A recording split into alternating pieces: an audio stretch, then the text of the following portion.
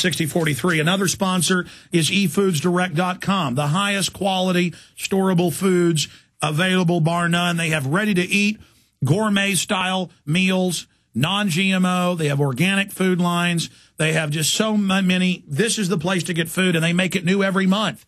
You know, this stuff's usually just a few weeks old when you get it. The max a month. I mean, this is the big dog. This is the quality people. I did research for my own preparedness because I don't trust the system for the depression and the rest of it, and this is who I went with, and this is who I'm happy with because I tried some others that didn't like it. efoodsdirect.com or 800-409-5633. Call them, get a free catalog, 800-409-5633. And finally, I want to plug frontsight.com, like the front of your rifle. It's not enough to have a bunch of ammo and guns to protect yourself from criminals and government and all the stuff that's going on. You need to be trained. And it's out in Pahrump, Nevada. It's the biggest private firearms training facility. No drill instructor, tough guy attitudes. It's family. And it's frontsight.com. You can get 5 days of world-class gun training, very inexpensive, and secure a 30-state concealed weapons permit, and get a free Springfield Armory XD pistol in the caliber of your choice. Frontsight.com. That's frontsight.com. Okay. Going to Dr. Doug Rokke. What this evil system does is it uses its authority of the government and the system to do outrageous things and then just set the precedent. Government's caught drug dealing literally thousands of times. The drug war continues. But though people are starting to wake up, the government's caught engaged in all forms of corruption. The banks are robbing us. They just continue. The vaccine makers are caught maiming people. The corruption continues. The DU being used all over the world now and in proving grounds all over the U.S. So incredibly deadly. And they knew in the late 40s it was deadly. They knew in the 80s and in the early 90s when Dr. Doug Rokke wrote the book, the manual for the Pentagon and the Army. They knew how deadly it was. And now they just say, look, when we attack a military base in Iraq or somewhere, we move troops in a week later, have them move right in next to blast points with the DU. We have people without protective gear clearing up tanks and stuff we've destroyed with it, knowing it's going to really hurt them.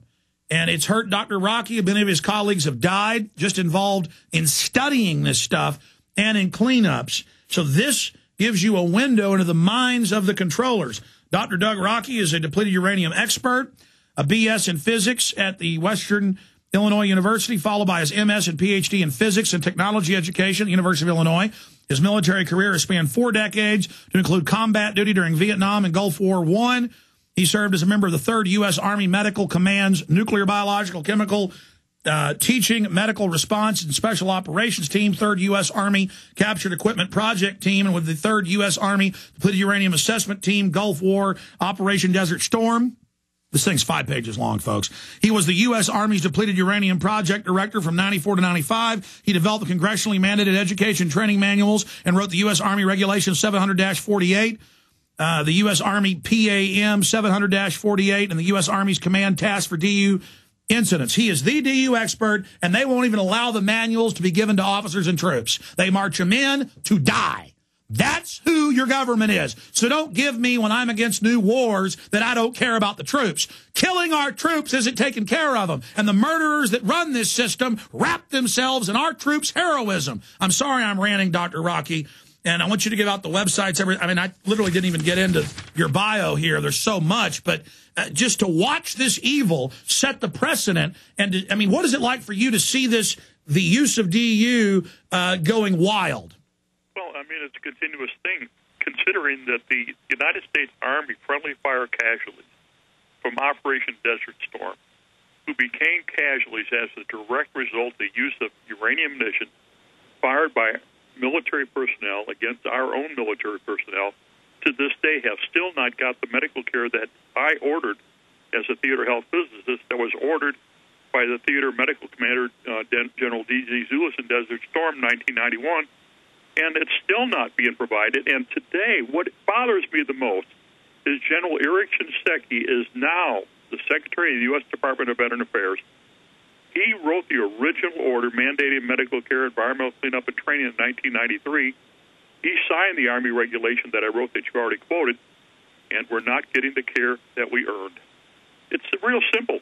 They just do not want to provide medical care to U.S. military personnel because you have to understand the million or so casualties we have now from the nonsense of the Persian Gulf are not as a result of bullets and bombs.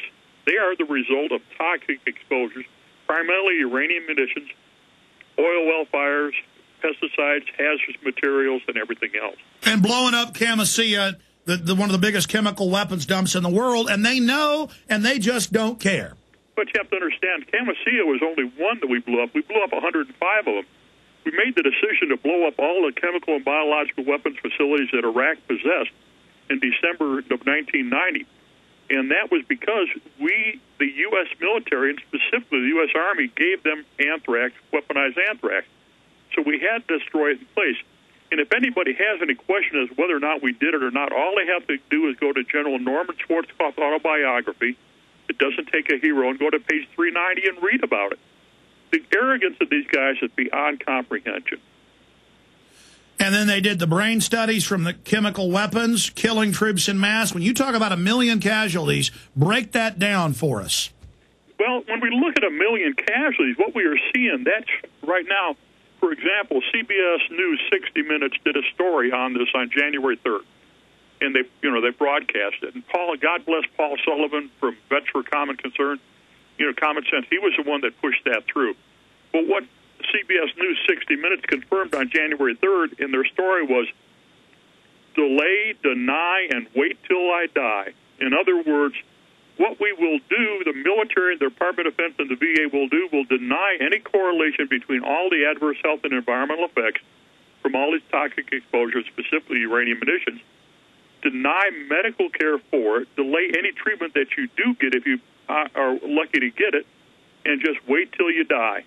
And the number of family members and everybody else and the soldiers involved and everybody, they never stop calling for help. It's every day. It never and the deformities of the troops, their children, the deformities of the Iraqis, the Serbs, the Afghans, and I know you've got the numbers on this, but is it not an exponential increase year to year in the amount of DU being served out by armories?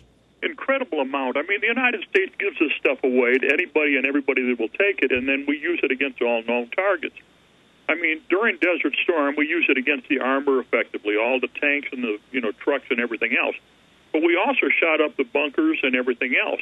And then when we went into the Balkans in 1994, we shot up buildings and everything. Again, in the Balkans in 1991, this is in the old Yugoslavia.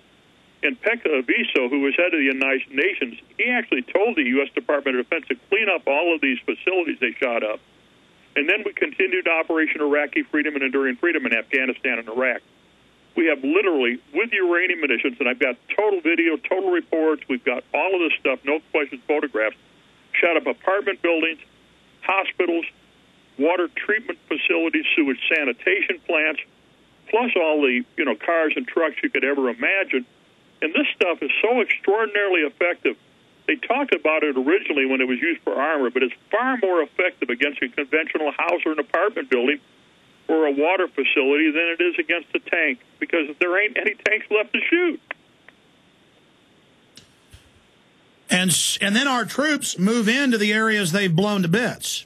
That's correct. Our troops move in, and then they're not even provided the mandatory respiratory and skin protection that is required by the U.S. Army regulation, and the U.S. Technical Bulletin provides all the specifications. But more important, the fact that our Department of Defense, the British Ministry of Defense, the Canadians and the Australians and the Israelis, I mean, you have to understand, those are the 5 countries that use this. They use it without hesitation, completely and totally disregard what the specifications are. Stay there, Dr. Rokke. I mean, basically, you might as well, after our troops have had a war, line them all up and shoot them. And that's the equivalent of this. But when they come home and die, all the people singing God Bless America, they don't want to talk to them. Just get in the coffin, shut up, and die. Hounded by debt collectors with phone calls and letters? Thinking of calling a debt relief company? Don't. Greedy lawyers and debt companies charge thousands. Why pay when you can get their solution absolutely free with New York Times best-selling author Herb Kay's #1 debt secret, the how-to on stopping the calls without paying the debt companies. Yes, free for a very limited time. Here's Herb K. Don't get ripped off by credit repair companies when I can give you the information you need to do it yourself for free. Herb